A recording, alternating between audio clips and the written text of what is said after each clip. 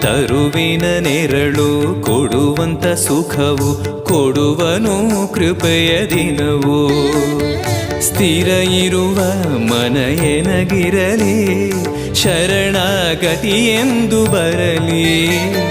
ಭಗವಂತನ ಪ್ರಿಯ ಮಗನಿವನ, ಸಾರಿ ಬದುಕು ಇರಲಿ.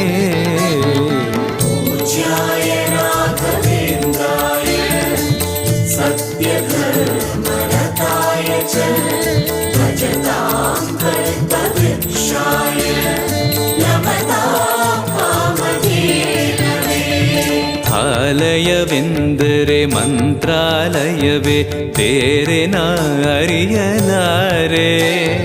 ರಾಜನು ಎಂದರೆ ಶ್ರೀ ಗುರು ರಾಜನೇ, ಮತ್ತು ನಾ ತಿಳಿಯಲಾರೆ.